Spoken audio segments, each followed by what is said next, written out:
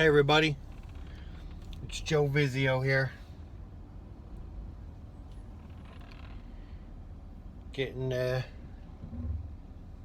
Just getting moving for my work day.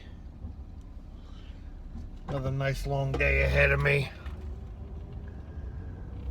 And it's been kind of a messed up couple days. Especially last night. It all kind of started off to where, my wife went over to my mother's to bring her the money that she needs to pay for her rent. My mother can't even manage her bank account. I mean, she can. She's perfectly capable of doing it, but she doesn't do it. So my wife, out of the goodness of her heart, makes sure she gets the bank card and, withdraws her rent money and brings the guy over some money. For some unknown reason, my mother just can't order checks for her account and do it herself. So, my wife had called me and was complaining that my mother was just nasty. She was just...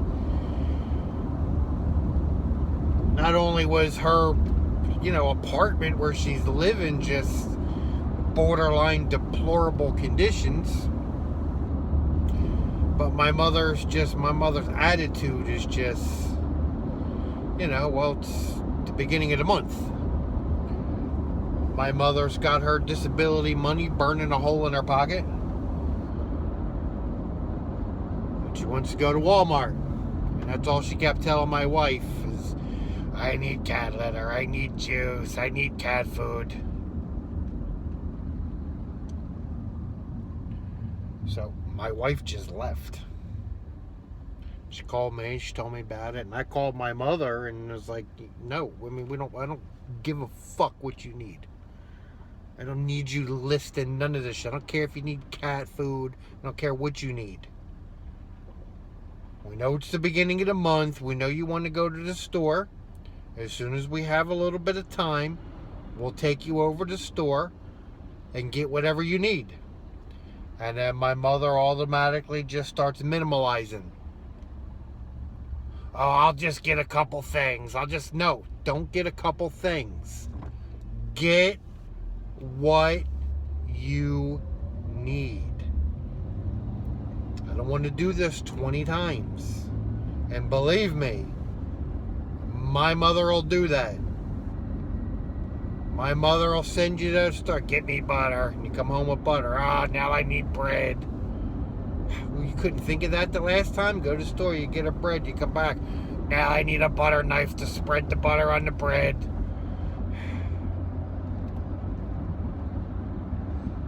It's just her.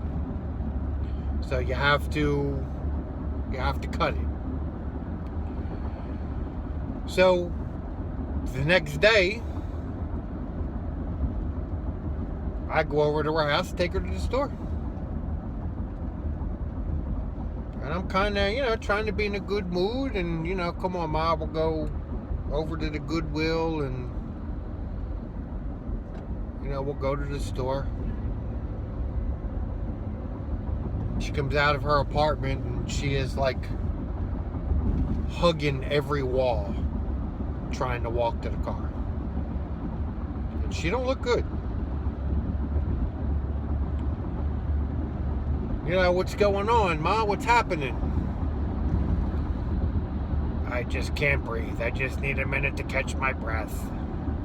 And it's not.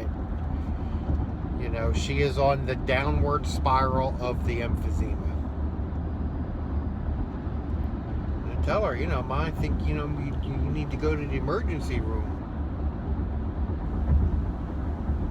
She tells me that, they're not going to do anything for her over there. And look, I know how emergency rooms work.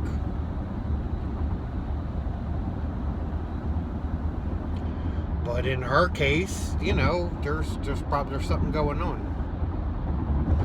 So she absolutely refuses. And I don't want to argue. So I just take her over to the store, let her do her shopping. I bring her back home. And I know it's not right.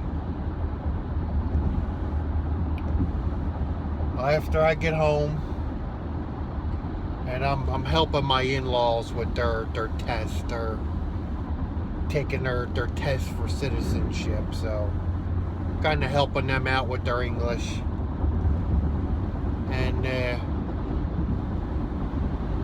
have a text message on the phone from my mother that's an hour old that's telling me that she just can't do it. She can't even put her groceries away, and can I come over and put her groceries away for her?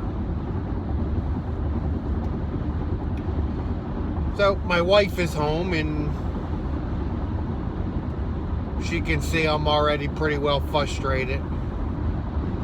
So she goes over to do it, and you know, my wife ended up calling 911.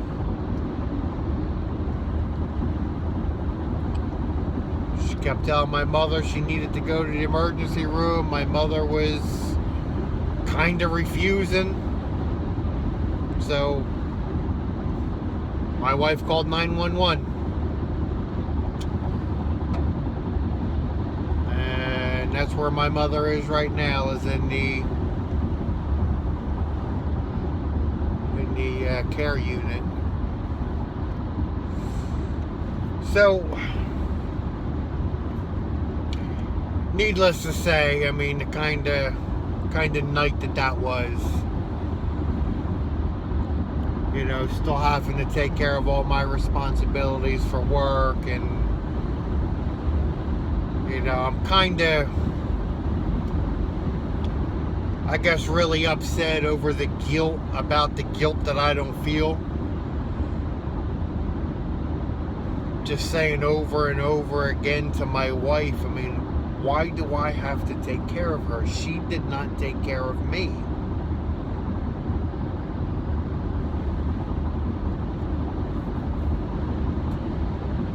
So, you know, my wife gathered up her clothing and things like that, and so she could take over to the hospital for her. And I have my mother's phone, so I start texting, you know, her sister and everybody, and you know, letting them know what's going on. And here's a file that has all the text messages from my sister sitting there. And I know it's kind of an invasion of privacy, but it's not like we were ever granted any kind of privacy, right? It's not like that my father and my sister had any kind of respect for my privacy doing a channel under a fake name. I mean, so my attitude was, don't mind if I do. So I started reading through it, and it's, you know, typical of my sister. And look, I was just going to read it on here, but you know, my wife kind of thought that maybe that would be crossing the line a little bit. Part of me agrees, the other part of me says fuck it. But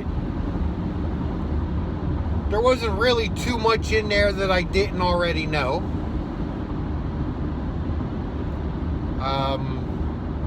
You know, for me to be able to read it to you really shows the narcissistic control, where my sister is saying things like, you know, first of all, these messages go back to the start of this whole fiasco with my father and my sister on my channel, of my sister complaining to my mother about me telling the story about her cat litter box. And it's, really my sister just putting my mother down, telling her, how could you fucking tell him? I told you not to tell that lying piece of shit this and lying piece of shit that, and she goes on, and it's the whole time, that's what it is her cussing at my mother, and my mother kind of bowing her head down and trying to kiss her ass, telling her, well, I was just asking him because I don't know what's going on, and I'm just trying to find out, and my sister said the phrase that I am lying, I am falsely portraying people's lives. Okay, first of all, just the degree of narcissism that she's using to control my mother is proof enough. But there was something particular that my sister said in there that is really, the smoking gun. If I felt like I had to prove anything, that was it. And as Ollie says all the time, if you give these pieces of shit enough rope, they'll end up hanging themselves. And that she did. She hung herself. So if she's trying to push across the narrative that I am falsely portraying people's lives, she says, and I quote, I don't want, before I get into that, keep in mind, in all the stories that I do tell about my sister, most of the time, I paint her in the light that she was also a victim, but she is in denial to save the relationship with her father. Okay? But I always include my sister in there as a victim, although we do have our problems that I have pointed out. But I do point out about how my father used to join in with me and the other two boys, Chris and Ed, talking about her weight, making fun of her about her weight. My father would join in and telling her she can live 2 months off the fat on her body, blah, blah, blah. But one thing that I always point out about my mother and my sister, and a certain name that they always called me. So right here in the text message, as she's trying to convince my mother that I am falsely portraying people's lives, she told my mother, I don't want that no good lying motherfucking retard to know anything about my life. So right there is the smoking gun. Retard. This is what I've always told you guys. So she took that rope and she hung herself with it.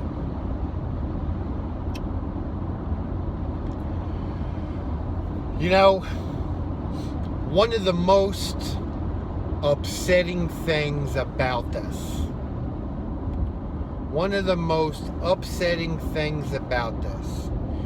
is I read through it, and that's all it pretty much was my sister cursing at my mother for talking to me, using plenty of explanation points behind everything she says, like that gives it more meaning.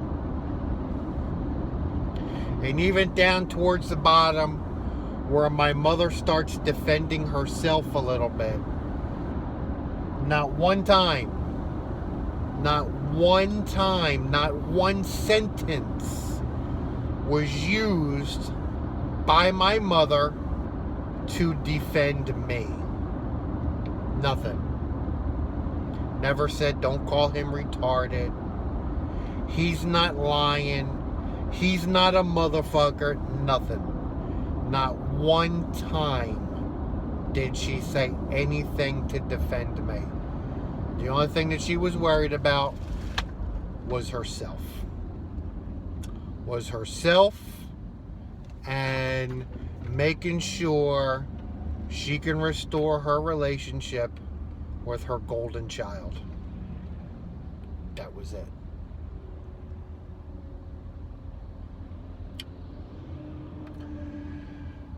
I am still me,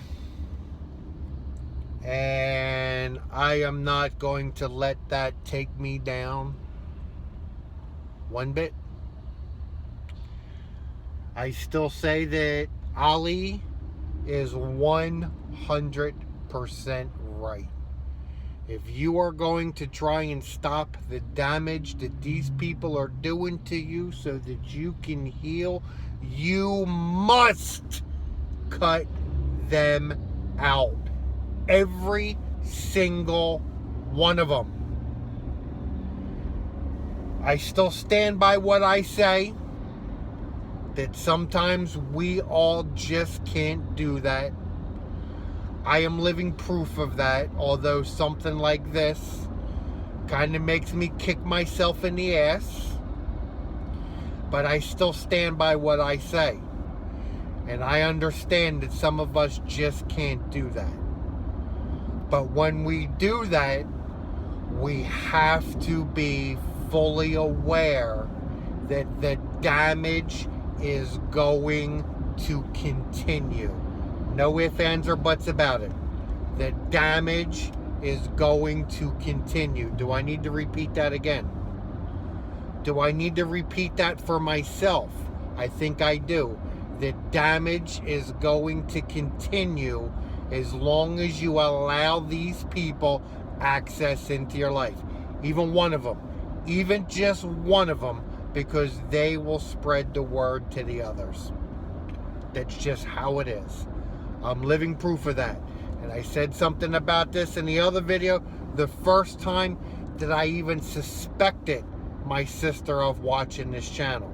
Okay? I said that before I took my mother up to Pennsylvania. I said those exact words. And now I eat those words again.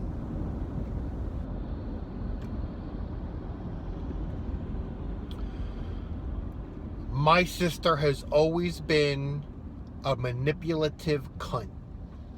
Always. Her whole life. Her whole life. And me as the younger brother, I always tried to do everything I could because I wanted my sister to like me. I wanted my sister to like me. And for some reason, people like us have a habit of doing that. You can have 10 people over here that love and adore you, but you, for some reason, us empaths, have got to keep sticking our fingers in the fire of that one person that is just a piece of shit to us.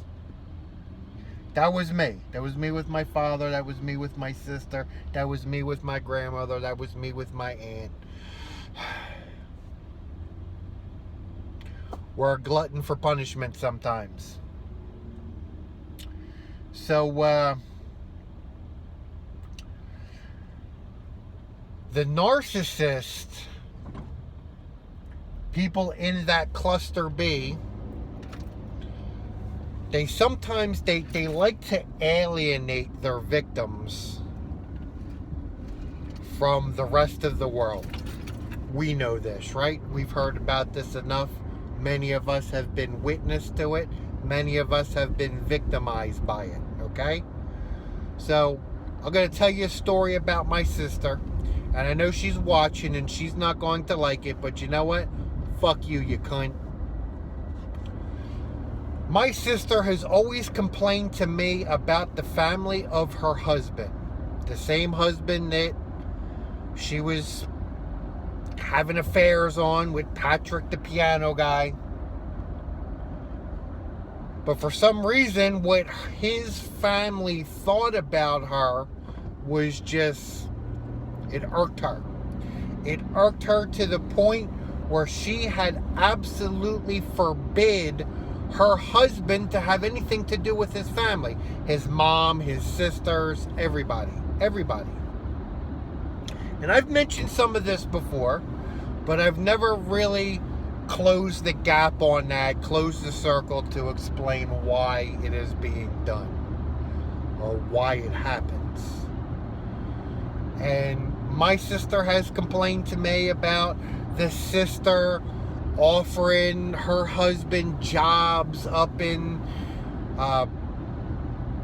Virginia, where they all live, and my sister just got so offended because it seemed like they were trying to get my sister's husband away from my sister. And if you don't mind, I'm going to say some things that may be a little harsh, and I'm going to speak directly to this cunt. Listen here, you nasty bitch. Ronnie's family sees what you are. They know what you are. They've known it for a long time, and they are trying to rescue their brother from your clutches. That's what's going on. In case you didn't know, that is what's going on. They understand that you are a first-class cunt, and they have been trying, and I don't know if they've given up on him yet, but they will. If they haven't given up on him, they will continue to try to rescue their brother from you. They see what you are. The same thing that I am calling you out on. They see it. They've seen it for a long time. That is why they are trying to get their brother away from you. You are no good. The proof is in the pudding. Here's a big scoop of double chocolate for you. Eat it up. Hide it under your bed like you do the other snacks. You don't like it? Tough titty.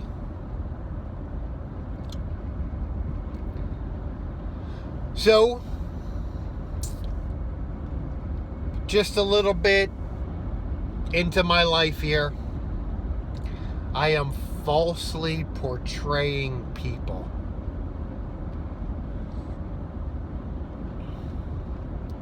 You know, I understand that it is very possible for people to make things up. And usually, when you know that person, and you know, we've all come in contact with that person that just exaggerates events. We all know that person. And usually, you know, you can pick out things that those people tell, and you know that they're full of shit. You know, I'll never forget this one guy we used to hang out with when we were kids, me and my friends. Guy's name was Jay. And we used to make up these elaborate poems about Jay, because Jay was the type of person, you know, if he seen an airplane flying in the sky, when he told you about it, he seen 2 Russian jet fighters dogfighting. So we tell him, Jay, lying again. When will this madness come to an end? I mean, just because we knew it was bullshit. I can't fathom how a person can really tell the type of elaborate stories that some of us tell, that I am telling on this channel. I can connect the dots. I can bring the dots back around and show you how they connect over here. I can show you proof. You've seen the proof. I offer you more proof in this video.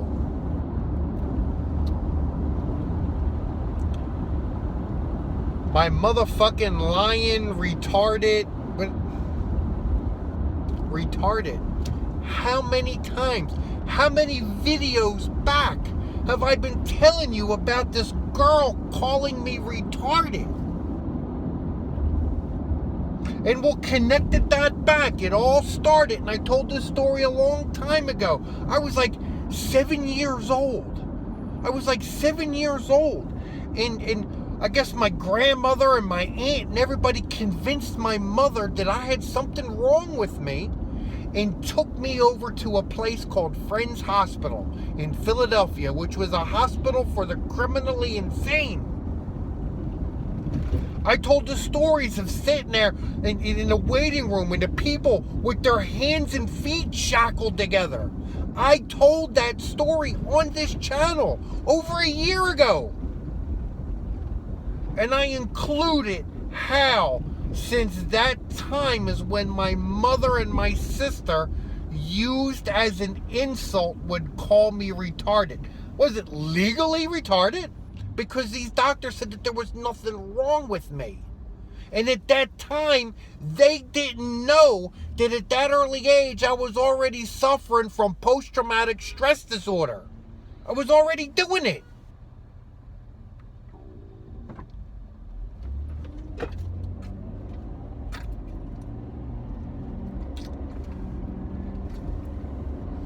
My stories connect. My stories have proof, and my stories have validation. So, as I close this video out, I would like to thank my sister for validating my story by calling me a retard in a text message to my mother that my mother did not even defend me on. So if that doesn't tell you, if that doesn't tell anybody that is subscribed to this channel, if that doesn't tell anybody that just happens to find this video and listens to it, if that doesn't tell you that what I am saying is 100% truth, we have a narcissistic sister that is calling me the word that I've always said that she used. I have a borderline mother that revered my sister as the golden child that did not defend me while the golden child was doing this.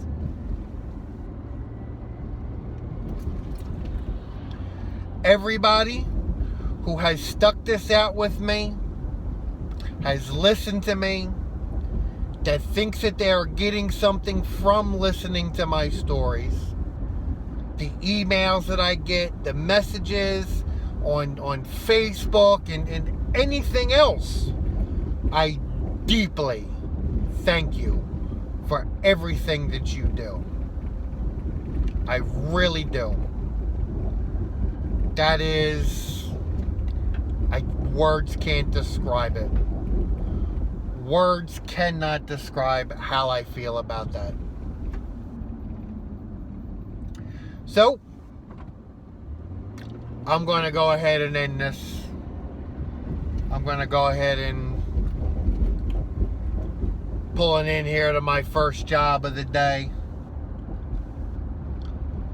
So I'm going to do my thing, and I have a few videos backed up on this phone that I need to go ahead and post, and I don't know what order they're going to be posted in. I think this one's going to get posted immediately.